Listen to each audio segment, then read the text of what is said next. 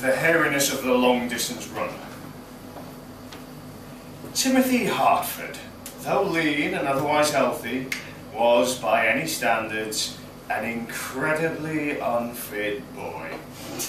Running a mile without keeling over, breathless and nauseous, that is quite beyond him. Indeed, running 100 metres to the shop was enough to have him wheezing like punctured bellows. So when Timothy, 25 days before his 13th birthday, walked, jog, stop, jog, walked his way through his first 5-mile cross-country run, it was nothing short of a miracle. Yet this landmark moment would be immediately trumped by an event even less short of a miracle. "Good grief, Tim, what's that on your face? Get rid of it!" said Mr. Rowbottom, the PE teacher. Timothy wiped his face, expecting to brush from his cheek dried-on spatter of mud. His cheeks, however, felt clean. It was only when he looked in the mirror in the changing rooms that he discovered exactly what Mr. Rowbottom had asked him to remove. Somewhere between the start and finish of the 45-minute-long slog, Timothy had grown a full moustache. Not a wispy bum-fluff shadow, but a full, thick man's moustache. He looked like Magnum. He would spend most of the remainder of that day having his new facial adornment tugged at by incredulous classmates, teachers, family members, shopkeepers. It was a great day. The next day, Adele Martin, easily the fittest girl in second year, spoke to him for the first time ever. She asked him how long it took him to grow his moustache. He told her 45 minutes. She said, "No way." He said, "Ask anyone." Eventually she believed him. When he got home, he combed his moustache and looked at the bra models in his mother's Grattan catalogue, feeling confident for the first time in his life that he could get a woman like this. He imagined himself stood next to them, stroking his moustache and looking into the middle distance. Perhaps wearing a pair of pants from the Grattan's catalogue itself. It was a great day. The day after that, he noticed his moustache, while still present, seemed somehow shorter, less dense than before. Checking his pillow for overnight shedding, he found none. It was as though the moustache had simply been retracted into his face. Surely that couldn't be the case. Turned out it was. He realised this by way of comparison with the chemistry teacher, Mr. Barton, and his top lip ornament. With just 24 hours previously, it seemed far inferior to Timothy's, but now seemed a worthy rival. It was still quite a good day, because Adele Martin sat next to him in assembly. But even this was somewhat marred by the fear of what tomorrow's moustache comparison would bring. By Thursday, Timothy's fears were realised, when his moustache, now but 3 millimetres long and visibly less dense, was easily trumped by that of Mr. Barton. And if Timothy wasn't very much mistaken, Mr. Barton was very pleased with himself about this. What's more, the afternoon's PE lesson would reveal that Mr. Rowbottom had himself begun a facial hair experiment, sprouting a face of designer stubble that had never chosen to be wearing before in the school. Timothy asked Mr. Rowbottom if he had only grown the facial hair in the spirit of one-upmanship, though not in those words. He tried to make it sound a joke, but it wasn't really. Mr. Rowbottom didn't appreciate Timothy's question and told Timothy to do 4 laps of the football pitch. Timothy jogged the first lap, walked the second, jogged a bit of the third, and then walked the rest. But after a 5-metre sprint for the finish, a terrible day, thought Timothy. And then he returned to the changing room to discover that, to his surprise and elation, that his moustache had been restored to its original thickness. Not only this, but he had now formed a pair of thick, long sideburns to rival even those of Seth from Emmerdale Farm. When Mr. Rowbottom's inappropriate tugging had revealed that Timothy's new growth to be genuine, his pitifully whiskered face contorted into that of a man emasculated. Timothy felt lucky to get away without having to do further laps. On the way home, he bumped into Adele Martin. She asked him if he was going to the youth club on Friday. He said, yeah, probably, though he had never been there before and was terrified by the prospect of the dancing that was doubtless going to go on there. In the weeks that followed, Timothy's life would change a great deal. Having spent a couple of weeks doing the necessary control experiments to establish that it was the distance running and not some other less tiring activity that was causing his facial hair to grow, he took up running on a regular basis. The length and surface coverage of his facial hair increased in direct proportion to the length and time of his runs, until he was able to cultivate a full face beard. 5 miles, 3 times a week. He discovered this would give him a Noel Edmonds-esque growth. 5 times a week would see him look like David Bellamy. Doing a full 7 days would have him looking like a young Santa Claus.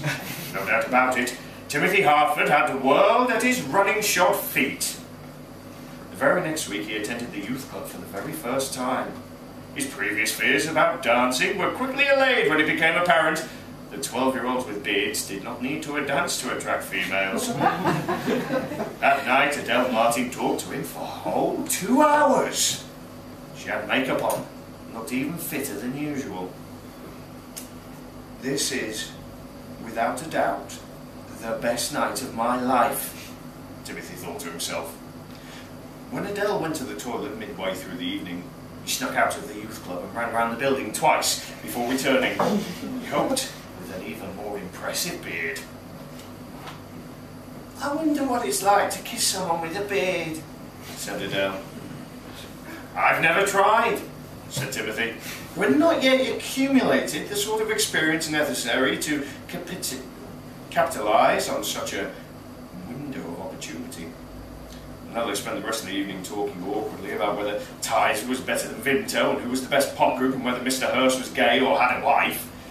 Timothy could still say that he had had his most powerful sexual encounter of his life to date.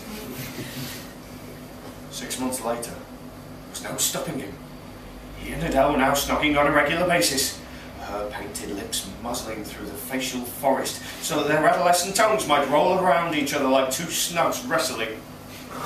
Timothy had become one of the popular kids.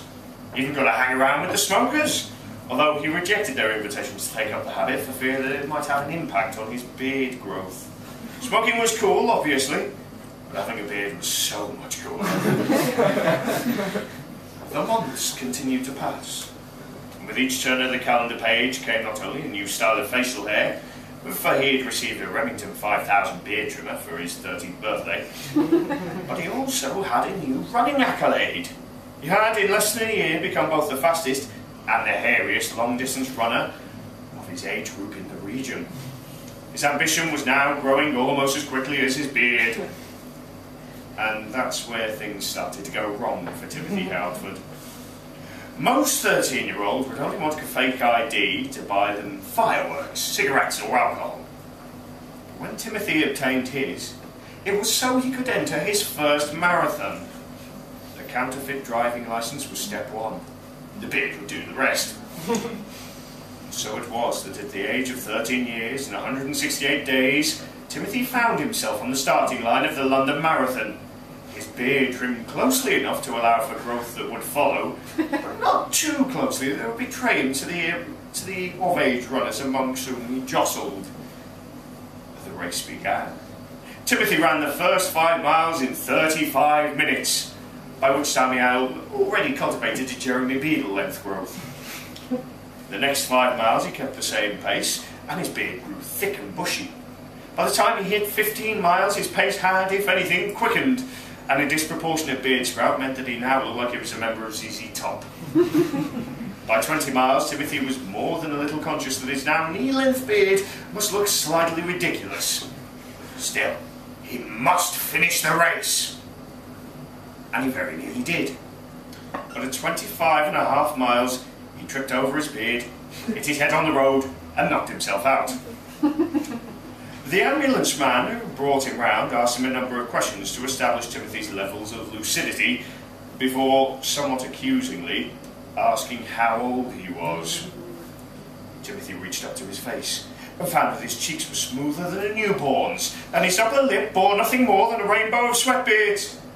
His first assumption was that his beard had receded again, even though this usually didn't happen until after a few days after he'd been off for running.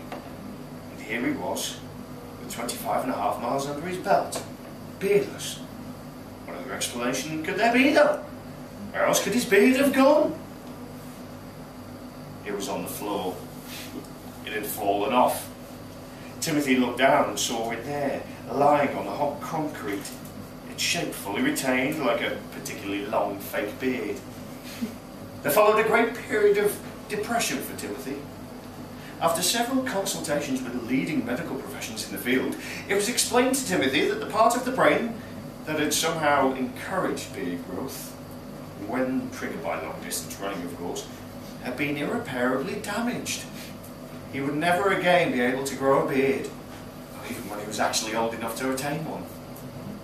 His motivation for running gone, Timothy quickly reverted to his old, lazy ways, and for the first time in his life, he started to gain weight. By the time he was 14.5, he was a smooth-faced, fat, and girlfriendless. Adela dumped him for Warren Dyson, who smoked. In his morbidly obese state, it was all the harder for Timothy to climb the 7 flights of stairs at the multi-storey car park.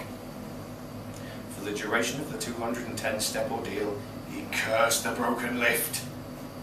But he also consoled himself with the knowledge that once he'd flung himself off the top level of the concrete below, he would never again have to undertake such a strenuous exercise. He stopped to catch his breath before the final flight, panting and sweating, but just 30 steps and 1 belly flop from saying goodbye to this cruel world, with its beards and its athletes and its popular kids. Leaning over the car park, leaning over the wall that stood between him and death, Timothy raised his hand to his face, checking, as he had done after every rare piece of exercise undertaken in the last year, that the doctors had been wrong in their prognosis. His fingers groped for any sign of beard that would give him a reason to live, but felt only damp, peachy, flabby skin. However, as his arm belted the elbow, he felt a tightness in his shirt sleeves and then a rip. Looking down, he saw that the muscles in his arms had grown to twice their normal size. His biceps were huge! His chest too had expanded. All but 2 of the buttons down the front of his shirt now popped under the strain. Removing the garment, Timothy looked in wonderment at a pair of firm pectorals and rock-hard 6-pack abs that must have developed at some point in the last 15 minutes. He looked like the Incredible Hulk, though thankfully it was not green. Some months later, he will be diagnosed as the first ever sufferer of Timothy's syndrome, an otherwise harmless condition that somehow, for no reason that medical experts could fathom, saw accelerated muscle growth caused by excessive stair climbing. Timothy stepped away from the edge. That night, when he got home, Timothy beat his dad at arm wrestling. Then he lifted his mum above his head, which she didn't very much like. Then he ran up and down the stairs 10 times before standing in front of the mirror for a full hour, adopting every bodybuilding pose he knew. When he finally tore himself away from his reflection, it was to make a phone call. He turned the dial with a power it had never before felt. I waited for an answer. "Hi, Adele. It's Tim," he said.